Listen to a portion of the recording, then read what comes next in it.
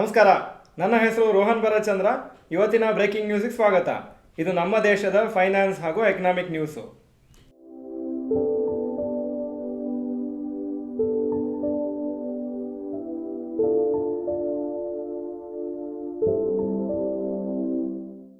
News number 1.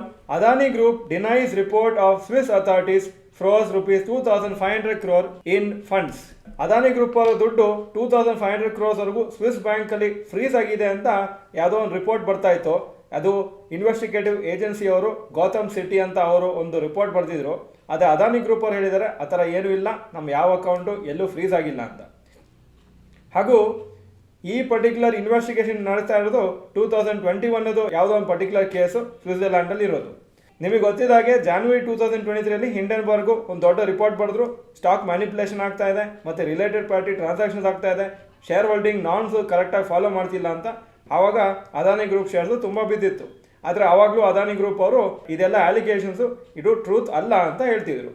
ರೀಸೆಂಟಾಗಿ Hindenburg research ಅವರು SEBI chairman ಹಾಗೂ ಅವ್ರ ಹಸ್ಬೆಂಡ್ ಮೇಲೂ ಕೆಲವು ಅಲಿಗೇಷನ್ಸ್ ಮಾಡ್ತಾ ಇದ್ದಾರೆ. ಅವರು ಪರ್ಟಿಕ್ಯುಲರ್ ಅಮೌಂಟು ಎಲ್ಲಿ ಇನ್ವೆಸ್ಟ್ ಮಾಡಿದ್ದಾರೆ ಅದೇ ಇಂಟರ್ನ್ಯಾಷನಲ್ ಫಂಡ್ಸು ಅದಾನಿ ಗ್ರೂಪ್ ಅವರ ಪ್ರಮೋಟರ್ಸು ಯೂಸ್ ಮಾಡ್ತಾ ಇದ್ದಾರೆ ಅಲ್ಲಿಂದ ಇಂಡಿಯನ್ ಎಂಟಿಟೀಸ್ಗೆ ಇನ್ವೆಸ್ಟ್ ಮಾಡಲಿಕ್ಕೆ ಅಂತ. ಸೊ ಇದು ಒಂಥರ ತುಂಬ ಅಲಿಗೇಷನ್ಸ್ ಬರ್ತಾ ಇದೆ ಅದಾನಿ ಗ್ರೂಪ್ ಮೇಲೆ ಹಾಗೂ ಸೆಬಿ ಚೇರ್ಮನ್ ಮೇಲೆ. ಯಾವುದು ಸತ್ಯ ಯಾವುದು ಸುಳ್ಳು ಅಂತ ಗೊತ್ತಾಗ್ತಾ ಇಲ್ಲ. News number 2. Bharti Airtel target price ₹1,970.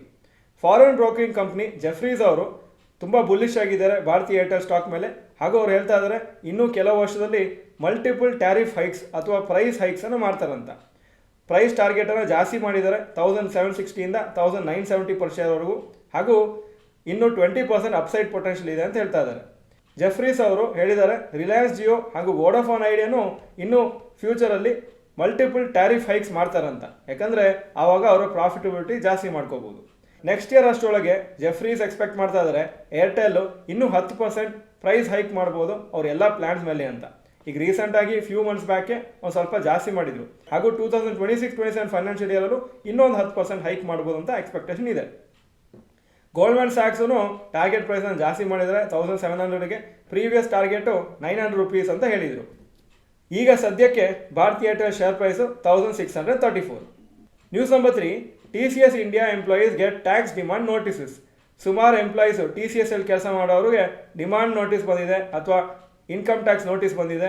ನೀವು ಇನ್ನೂ ಟ್ಯಾಕ್ಸ್ ಕಟ್ಟಬೇಕು, TDS ಅಲ್ಲಿ ಸ್ವಲ್ಪ ಏನೋ ಮಿಸ್ಟೇಕ್ ಇದೆ, ನೀವು ಕ್ಲೇಮ್ ಮಾಡಿದ್ದು ಅಷ್ಟು ಪೇಮೆಂಟ್ ಆಗಿಲ್ಲ ಅಂತ. TCS ಅವರು ಅವ್ರ ಎಂಪ್ಲಾಯೀಸ್ಗೆ ಹೇಳಿದ್ದಾರೆ ನೀವು ಸದ್ಯಕ್ಕೆ ಏನೂ ಟ್ಯಾಕ್ಸ್ ಕಟ್ಟಬೇಡಿ, ಆ TDS ಇಶ್ಯೂನ ನಾವು ಸಾಲ್ವ್ ಮಾಡ್ತೀವಿ, ಮತ್ತೇ ಏನಾದರೂ ಟ್ಯಾಕ್ಸ್ ಪೇಮೆಂಟ್ ಮಾಡೋಕ್ಕಿದೆಯಾ ಅಂತ ನೋಡುವ ಅಂತ. ಯಾಕಂದರೆ ಕೆಲಸದ ಏನಾಗುತ್ತೆ, ಇಷ್ಟು ಅಮೌಂಟು ಡಿಡಕ್ಟ್ ಆಗಿದೆ ಅಂತ ನಾವು ಬಾಕಿ ಅಮೌಂಟ್ ಮಾತ್ರ ಟ್ಯಾಕ್ಸಾಗಿ ಕಟ್ತೀವಿ. ಆದರೆ ಆವಾಗ ಡಿಸ್ಕ್ರಿಪೆನ್ಸಿ ಇದ್ದರೆ ಆವಾಗ ಜಾಸ್ತಿ ಅಮೌಂಟ್ ಕಟ್ಟಬೇಕು ಅಂತ ಈ ನೋಟಿಸಸ್ಸು ಎಂಪ್ಲಾಯೀಸಿಗೆ ಕಳಿಸಿದ್ದಾರೆ. News number 4. India's August inflation at 3.65%. ಇಂಡಿಯಾದು ರಿಟೇಲ್ ಇನ್ಫ್ಲೇಷನ್ 3.65% ಇತ್ತು ಆಗಸ್ಟಲ್ಲಿ. ಹಾಗೂ ಕಂಪೇರ್ ಟು ಜುಲೈ ಆವಾಗ 3.6% ಇತ್ತು. ಹಾಗೂ ಲಾಸ್ಟ್ ಇಯರು ಆಗಸ್ಟ್ 2023 6.83% ಇತ್ತು. ಸೊ ಇಷ್ಟು ಲೆವೆಲಲ್ಲಿ ಕಮ್ಮಿ ಆಗಿದೆ ಇನ್ಫ್ಲೇಷನ್ನು. ಇದು ಸೆಕೆಂಡ್ ಲೋಯೆಸ್ಟ್ ಫಿಗರು ಲಾಸ್ಟ್ 5 ಇಯರ್ಸಲ್ಲಿ. ಹಾಗೂ Reserve Bank of India target 4%ಗಿಂತ ಕಮ್ಮಿ ಆಗಿದೆ. ಫುಡ್ ಬಾಸ್ಕೆಟ್ ಅಥವಾ ಫುಡ್ ಇನ್ಫ್ಲೇಷನು 5.66% ಆಗಿದೆ ಆಗಸ್ಟಲ್ಲಿ. ಇದು ಜುಲೈಯಲ್ಲಿ 5.42% ಇತ್ತು. ಇಂಡಿಯಾಸ್ ಇಂಡಸ್ಟ್ರಿಯಲ್ ಪ್ರೊಡಕ್ಷನು ಸ್ವಲ್ಪ ಕಮ್ಮಿ ಆಗಿದೆ. ಜುಲೈ ತಿಂಗಳಿಗೆ ಇದು ಫಿಗರು 4.8%. ಹಾಗೂ ಎಕ್ಸ್ಪೆಕ್ಟೇಷನ್ ಇದ್ದಿದ್ದು ಬರೀ 4.3%.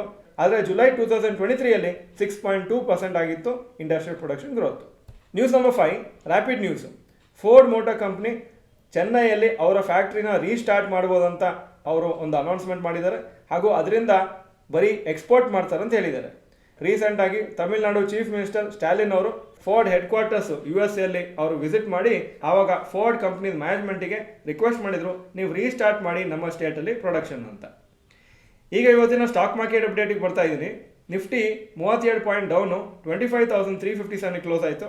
ಸೆನ್ಸೆಕ್ಸು 72 ಪಾಯಿಂಟ್ಸ್ ಡೌನು 82,891 ಕ್ಲೋಸ್ ಆಯಿತು. Point number 2. Today's top Nifty 50 gainers and losers. Top gainers Wipro 3.87% up, Bajaj finance 2.29% up, Bajaj Finserv 2.13% up. Top losers SBI life insurance 1.56% down, Adani ports 1.39% down, HDFC life 1.28% down. Point number 3. Today's top Nifty next 50 gainers and losers. Top gainers DLF 3.31% up, Vedanta 2.79% up, Jindal steel 2.63% Appu. Top losers Zomato 3.87% down, Adani power 2.71% down, Adani energy 2.46% down. Point number 4, advance decline ratio for NSE. Advances 1551 stocks, ಕಮ್ಮಿ ಆಗಿದ್ದು 904, so 63% Appu, 37% down. Point number 5, ಯೆಸ್ಟರ್ಡೇಸ್ FII and DII investment data. Foreign institutional investors 7,695 crores net purchases, domestic institutional investors 1,801 crores net sales ನಿನ್ನೆ. Point number 6, today's gold and silver price. Gold price 7,445 per gram, silver 84 per gram. Point number 7, today's rupee value.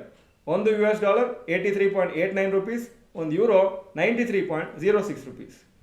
Point number 8, stocks near 52-week high. Bharti Airtel 52-week high 1,655, closing 1,634. Bajaj auto 11,894, 52-week high, closing price 11,737. Zomato 286, 52-week high, closing price 273. Point number 9, stocks near 52-week low. ಯಾವ major stock 52-week low ಹತ್ರ ಬಂದಿಲ್ಲ ಇವತ್ತು. ಪಾಯಿಂಟ್ ನಂಬರ್ 10, global cues today. Hong Kong markets 0.74% up, Japan 0.69% down, Germany 0.49% up, France 0.28% up, UK 0.21% Appu, ಹಾಗೂ Nasdaq 1% up ಆಗಿತ್ತು ನಿನ್ನೆ. ಇದು ಇವತ್ತಿನ ಬ್ರೇಕಿಂಗ್ ನ್ಯೂಸು. ವಿಡಿಯೋ ಚೆನ್ನಾಗಿದ್ರೆ ಲೈಕ್ ಬಟನ್ ಪ್ರೆಸ್ ಮಾಡಿ ಹಾಗೂ ವಿಡಿಯೋ ಎಲ್ಲ ಫ್ರೆಂಡ್ಸ್ಗೂ ಕಳಿಸ್ಕೊಡಿ. ಈ ವಿಡಿಯೋ ನೋಡೋದಕ್ಕೆ ಧನ್ಯವಾದಗಳು. ನಮಸ್ಕಾರ.